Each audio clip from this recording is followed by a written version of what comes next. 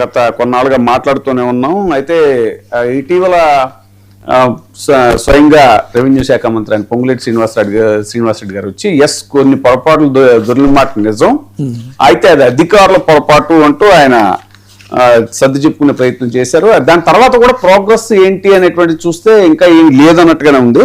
వాస్తవానికి రెవెన్యూ శాఖలో అధికారుల పొరపాట్లు జరుగుతాయా లేదా, పొరపాట్లు జరగకుండా సచ్చీలు ఉంటారు అని ఎవరైనా చెప్పగలరా అని అంటే దాని మీద అందరికీ తెలిసిన విషయమేది. హరీష్ రావు గారు కూడా అవినీతి రాబొందులా లేదా మరి స్వచ్ఛమైన శుద్ధమైన హంసలా అన్నట్టుగా ఆయన కూడా మాట్లాడటం జరిగింది. ఇవన్నీ చూస్తే మళ్ళీ తాజాగా ఒక ప్రెస్ మీట్ పెట్టినటువంటి పొంగులేటి శ్రీనివాసరెడ్డి గారు మీడియా మీద విరుచుకుపడ్డారు అనేటువంటిదే చెప్పాలి సార్. ఒకసారి ఆయన ఏం మాట్లాడారో విందాం.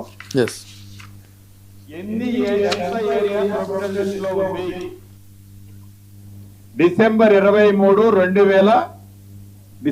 7, 2023 నాటికి ఫారెస్ట్ ల్యాండ్ ఎంత ఉంది, వక్ఫ్ బోర్డ్ ల్యాండ్ ఎంత ఉంది, అదే రకంగా ఎండోమెంట్ ల్యాండ్ ఎంత ఉంది, ఎస్ఐన్ ల్యాండ్ ఎంత ఉంది, ఇదన్నీ ప్రొఫిటెడ్ లిస్ట్ లో వచ్చాయి.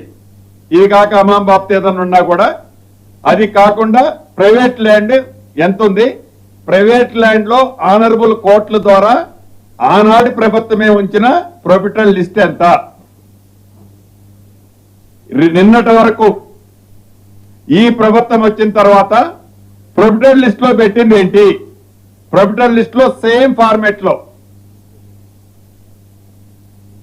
మీకు ప్రతి మీడియా మిత్రులకి after this me press meet తప్పకుండా మీ అందరికి కాపీ అఫీషియల్ గానే ఇస్తా. దాంట్లో లక్షల ఎకరాలు పెట్టారనో అపనిందరు,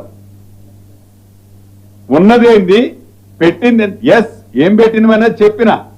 మీరు ఏడైతే ప్రభుత్వ స్థూముని కొల్లగొట్టాలని వేలాది ఎకరాలు ప్లాన్ స్కెచ్ గీశారో అక్కడ పెట్టింది డైరెక్ట్ నేను చెప్తున్నా. కానీ పేదోళ్ళ ఏడ పెట్టాలని ఉద్దేశం లేదు. దీన్ని అడ్డం పెట్టుకొని ఈ కపుల్ ఆఫ్ డేస్ నుంచి మనం చూస్తుంటాం ఊర్లలో రోడ్డు మీద పోతుంటే, మోటార్ సైకిల్ మీదనో కారు మీదనో పోతుంటే మొరుగుతా ఉంటే వెంటబడి ఉరికొస్తా ఉంటాయి. ఒకదాన్ని చూసి ఒకదాన్ని చూసి ఒకదాన్ని చూసి ఒకటి. ఆ మొరిగే ఏవైతే ఉన్నాయో ఆ మొరిగే దానికి వాటికన్నా ఒక అర్థం ఉంది. ఈ మొరిగే దాంట్లో నిజంగా నీ దగ్గర ఏదైనా ఆధారం ఉంటే ఒకళ్ళు స్క్రిప్ట్ రాస్తారు, ఒకళ్ళు చదువుతారు, మరొకళ్ళు స్క్రిప్ట్ రాస్తారు. అయ్యో నేనేదో మిస్ అయిపోతున్నానని చూస్తుంటారు కదా మీరు అందరూ మోటార్ బైకుల మీదనో కారులోనో ఊళ్ళో పోయేటప్పుడు. అది అంటూ పడతా ఉంటుంది మొరుక్కుంటా. ఆ మొరిగే ప్రతి దానికి సమాధానం దానికి చెప్పాల్సింది ఈ ప్రభుత్వం కానీ నేను కానీ నా అధికారులు కానీ.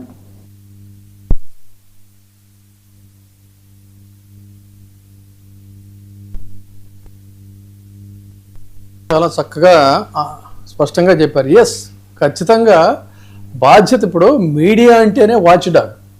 ఆయన ఒక నిందావాచకంగా మీడియాని పట్టుకొని ఆయన అన్యాపదేశంగా మురిగే కుక్కలని చెప్పన్నారు. బట్ అబ్సల్యూట్లీ దీన్ని చెప్పాలంటే media is a watch dog. Basic point అది. మీడియా పని ఏంటంటే ఎక్కడ ఏ రకమైనటువంటి జరిగినా కూడా వాటిని వాచ్ చేయటం, మొరగటం అనేటువంటిది దాని బాధ్యత. ఇప్పుడు జరుగుతుంది కూడా ఈ 22A పాప ఆయన మాట్లాడుతున్నారు కదా, యావత్తు ఈ దేశంలో కనీసం నాలెడ్జ్ ఉన్నటువంటి వాళ్ళకి ఎవరికైనా సరే రెవెన్యూ శాఖ అత్యంత నీతివంతమైనటువంటి శాఖ. చాలా నేను రిజిస్ట్రేషన్ కోసం వెళితే చక్కగా వాళ్ళ బాధ్యత ప్రకారం ఎస్ వీఆర్ గవర్నమెంట్ సర్వెంట్స్ అని చెప్పని పిలిచి వాళ్ళు ఓపికగా సహనంగా ₹1 తీసుకోకుండా పనిచేశారని చెప్పి సాక్షాత్ మంత్రి గారిని చెప్పానండి పాపం. ఆయన చెప్తే అప్పుడు ఈ మురిగే కుక్కలు ఎంత ఒకవేళ మితిమీరి మురిగాయా లేకపోతే వాటి పరిధిలో మురిగాయా అనేది మనం తర్వాత డిస్కస్ చేయొచ్చు. ఆయన రెవెన్యూ శాఖ అత్యంత సచ్చీలమైనటువంటి శాఖ. ఆయనే చెప్పారు కదా, మా వాళ్ళు పొరపాట్లు చేశారని చెప్పి అన్నారు కదా. మరి పొరపాట్లు చేశారన్నప్పుడు ఇంతసేపు ఆయన బాడీ లాంగ్వేజ్ చూస్తే ఏదో ఒక అసహనంతో, తీవ్రమైనటువంటి ఎవరి మీదో ద్వేషంతోనో అసహనంతోనో మాట్లాడుతున్నారు తప్ప సబ్జెక్టు మీద సానుకూలంగా సాధికారికంగా సాధికారికంగానే ఎందుకు అంటున్నానంటే ప్రచార పక్కన ఉన్న వాళ్ళని వీళ్ళని సలహాలు అడుగుతున్నాడు ఆయన దీన్ని స్టడీ చేసి సాధికారికంగా దాని మీద ఇది సంగతి ఇది జరిగిందని మాట్లాడితే డెఫినెట్గా బాగుంటుంది. కానీ ఒక పొలిటికల్ మోటోతో ఎవరినో అన్యాపదేశంగానో లేకపోతే ప్రత్యక్షంగానో ఉద్దేశించి వాళ్ళ కోసం మాట్లాడుతున్నారు. సరే మీరు రాజకీయాలు మీరు మాట్లాడుకోండి, పోట్లాడుకోండి, ఏదైనా చేయండి, కానీ సగటు ప్రజలు ఎవరు లేరని చెప్పంటున్నారు కదా. సగటు ప్రజల వేలల్లో కాదండి, లక్షల సంఖ్యలో ఉన్నారు. ఫ్లాట్లలో నివసించేటువంటి వాళ్ళు లక్షల్లో ఉన్నారు జనాలు. మీరు కాదు కూడదని చెప్పి ఇదే రకమైన మొండి వైఖరి కనుక ప్రదర్శించినట్టయితే డెఫినెట్గా వాళ్ళు ఏదో సందర్భంలో బయటకు వస్తారు. ఆ తర్వాత వాళ్ళకున్న పాపం ఒకే ఒక ఆయుధం నిస్సహాయాలు కదా. ప్రభుత్వంతో మధ్యతరగతి జీవులు, వేతనాల వెతల జీవులు వాళ్ళు ప్రభుత్వం మీద ఫైట్ చేయలేరు కదా. ఓటు హక్కు అనేది వచ్చినప్పుడు వాళ్ళు ఆ రూపంలో వాళ్ళు ఇది చూపిస్తారు. ఇది ప్రజాస్వామ్యంలో జరిగేటువంటి. ఆయన అనేది ఏంటంటే మేము టోల్ ఫ్రీ నెంబర్ ఇచ్చిన తర్వాత కూడా వేల ఇది 1200 లోపే వచ్చాయి, వాటిని ఫిల్టర్ చేస్తే ఇప్పుడు నేను వారు మాట్లాడే గౌరవ మంత్రి గారు మాట్లాడిన దానికే నేను ఒక్కొక్క పాయింట్ రైజ్ చేస్తాను, చేసి ఇది మనం పబ్లిక్ వదిలేద్దాం. ఇప్పుడు మనం కూడా ఆ మురిగే వాటిలో మనం కూడా ఉన్నామా, లేదా మనం మాట్లాడుతున్నామా, రీజనబుల్ పాయింట్స్ మనం రైజ్ చేస్తున్నామా అనేది. అసలు ఇందాక వారు కొన్ని ల్యాండ్స్ గురించి ఆయన మాట్లాడారు కదా, దాని గురించి నేను బ్రీఫ్గా చెప్తా. అసలు సెక్షన్ 22A చాలా మందికి ఇప్పటికీ కూడా అర్థం కానటువంటిది ఏంటండి అని అడుగుతూ ఉన్నారు. నిజానికి వాళ్ళ ఫ్లాట్స్ కూడా దీంట్లో ఉన్నాయనేది వాళ్ళకి అక్కడికి వెళ్తే కానీ తెలియని పరిస్థితి. అవసరాలు ఉండి అవసరాలు లేని వాళ్ళు అసలు మనం బాగానే ఉన్నామని అనుకుంటున్నారు. కానీ అసలు ఈ సెక్షన్ 22A రిజిస్ట్రేషన్ యాక్ట్ 1908 తెలంగాణకు వర్తించే సెక్షన్ 22A ప్రకారంగా ఈ ఆస్తుల లావాదేవీలని వీటికి సంబంధించి రిజిస్ట్రేషన్స్ని వాళ్ళు ఇది నిరాకరిస్తున్నారు. అసలు ఏంటి ఈ సెక్షన్ 22A అంటే? ఇందులో సబ్ సెక్షన్స్ కూడా చెప్పారు ఇందాక ఆయన, దాని గురించి కూడా చెప్తా. ఒకటి ఏంటంటే section 22A subsection 1 subsection A. దాని గురించి చెప్పుకోవాలంటే assigned lands, ceiling surplus lands, కొన్ని భూదాన్ ల్యాండ్స్, ఇందాక దాని గురించి కూడా ఆయన మంత్రి గారు చెప్పారు.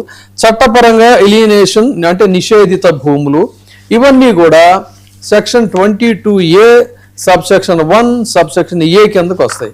అట్లాగే section 22A subsection 1 subsection B ప్రకారంగా స్టేట్ గవర్నమెంట్ లేదా సెంట్రల్ గవర్నమెంట్కి చెందినటువంటి ఆస్తులు, వాటిల్ని ఎవరైనా కనుక ప్రయత్నం చేస్తే దాని మీద యాక్షన్ తీసుకోవచ్చు. ఆయన చెప్తున్నట్టుగా గవర్నమెంట్ ల్యాండ్స్ అని చెప్పని ఆయన కొన్ని క్లెయిమ్ చేస్తున్నారు. తర్వాత ఇందాక వారు పేర్కొన్నట్టుగా section 22A subsection 1 subsection C endowments లేదా వక్ఫ్ సంస్థలకి చెందినటువంటి ఆస్తులు, అంటే దేవాదాయ వక్ఫ్, వాటికి సంబంధించిన ఆ ఆస్తుల్ని ఎవరైనా కబ్జా చేస్తే వాటిని అమ్ముకోవాలని ట్రై చేస్తే అప్పుడు ఈ సెక్షన్ అట్రాక్ట్ అవుతుంది. తర్వాత section 22A subsection 1 subsection D అంటే అగ్రికల్చరల్ సీలింగు లేదా అర్బన్ ల్యాండ్ సీలింగ్ చట్టాల కింద సర్ప్లస్గా ప్రకటించబడిన భూములు దీని కిందకు వస్తాయి. అట్లాగే section 22A subsection 1 subsection E ప్రభుత్వానికి సంబంధించిన అంటే దీనికి ఒక మాకు సరిపోను ఉంది, ఇది ప్రొహిబిషన్లో ఉంది, లేదంటే దీని అవసరం మాకు ఉంది అని చెప్పని భావించినప్పుడు వాళ్ళు ఆ ల్యాండ్స్ని కూడా ఇచ్చేస్తారు. దానికి సంబంధించి ప్రభుత్వం ఏం చేయాలంటే ఈ వర్గానికి ఒక స్పెషల్ ఇది ఒకటి రిజర్వేషన్ ఒకటి ఉంది. ఏంటంటే ఎందుకు అనేది వాళ్ళు కారణాల ముందు రిజిస్టర్ చేయాలి, ఆస్తిని స్పష్టంగా వాళ్ళు ఐడెంటిఫై చేయాలి, ఒక నిర్దిష్ట నోటిఫికేషన్ వాళ్ళకి జారీ చేయాలి. ఇదిగో ఈ పని మీద, ఈ కార్యక్రమం మీద మేము ఈ భూసేకరణ చేస్తున్నాము అని చెప్పని గెజెట్ పబ్లికేషన్ ఉండాలి. అభ్యంతరాలు, డిలీషన్స్, అప్లికేషన్స్ ఏమైనా ఉంటే వాటిని ఖచ్చితంగా పరిశీలించి వాటన్నిటిని కూడా చెయ్యాలి. ఇది ఓవరాల్గా ఇప్పుడు నాకు ఆయన చెప్పినటువంటి భూములకు సంబంధించి. మరి మొత్తం సర్వే నెంబర్ని ఎందుకు బ్లాక్ చేశారన్నది ఇక్కడ పాయింట్. పొరపాటు జరిగిందని చాలా తేలిగ్గా చెప్తున్నారు కదా. ఓవరాల్గా ఉన్న చోట ఇక్కడ జరిగింది, దాన్ని రెక్టిఫై చేస్తామంటే అసలు ఎందుకు చేశారు? అంత నెగ్లిజెన్స్ ఏంటి? అంత నెగ్లిజెన్స్తో ప్రవర్తించినటువంటి వాళ్ళ మీద మీరే గతంలో ప్రకటించారు పొరపాటు చేశారని. వాళ్ళ మీద మరి మీరు ఏ టైప్ ఆఫ్ యాక్షన్ తీసుకున్నారు? యాక్షన్ ఇనిషియేట్ చేశారా సదరు అధికారుల మీద? అలాంటిది ఏమీ ఆయన చెప్పట్లా. అంటే ఎందుకని చెప్పట్లేదు? మరి చెప్పాల్సినటువంటి అవసరం ఉంది కదా. ప్రస్తుతం ఇక్కడ ఒక సర్వే నంబర్ని మొత్తం బ్లాక్ చేసేసారండి. అంటే ఒక పాత సర్వే నెంబర్లో కొంత ప్రభుత్వ భూమి ఉంటుంది, మనం పదే చాలా రోజులు చెప్తున్నాం, కొంత ప్రైవేట్ పట్టా ల్యాండ్ ఉంటుంది, కొంత భూదాన్ ల్యాండ్ ఉంటుంది, ఇందాక వారు కూడా అంగీకరించారు, కొంత ఎండోమెంట్ ల్యాండ్ ఉంటుంది, కొంత యుఎల్సి సర్ప్లస్ ల్యాండ్ ఉంటుంది, లేదు అంటే రెగ్యులరైజ్ చేసిన ల్యాండ్ ఇప్పటికీ ఆల్రెడీ రెగ్యులరైజ్డ్ అది ఉండొచ్చు, లేఅవుట్స్, ప్లాట్స్, అపార్ట్మెంట్స్ ఉండొచ్చు. ఇన్ని రకాలైనటువంటివన్నీ కూడా ఒక బ్లాక్లో కొంత ఏదో ఒక పార్ట్ ఉంటుంది. బట్ ఏంటంటే చాలా బ్లైండ్గా బ్లాంకెట్ దీనిలాగా మొత్తాన్ని ఒకసారి దీన్ని చేసి బ్లాక్ చేసి పడేసేసారు. మరి అది తప్పు, ప్రభుత్వం తప్పు కదా అది. దానికోసం మహాప్రభు మా సమస్యను పరిష్కరించండి అని పదే ఫోన్ రింగ్ అవుతా ఉంటే చేస్తే అవేవో తన దృష్టికి ఏదొస్తే అవి మాత్రమే సమస్యలు అన్నట్టు మంత్రి గారు మాట్లాడతాం ఎంతవరకు సమంజసం ప్రజలు ఆలోచించాలి. ఇప్పుడు చేసిన పని మీ వాళ్ళు ప్రభుత్వం వాళ్ళు ఏం చేశారు అదంతా కూడా పరిశీలించి అరే ఇదెట్లా చేస్తారు రా బాబు, ఇదంతా కూడా ఎట్లా చేస్తారు, ఇదంతా కూడా మీరు దీన్ని పొరపాటు జరిగి చేస్తామని చెప్పాలి. కానీ మా దృష్టిగా వీళ్ళు కంప్లైంట్లు వచ్చినాయి, ఇంతవరకు మేము చేసాం, ఇంతే వచ్చినాయి తప్ప మిగతా ఎన్ని అంత ఉన్నాయి ఎంత ఉన్నాయి ఏదో మరుగుతున్నారు అని అంటే అది బాధ్యతారాహిత్యమైనటువంటిది అని అనాలి. లేదంటే డోంట్ కేర్ అన్నారు కదా. రెమెడీస్ కూడా ఏంటంటే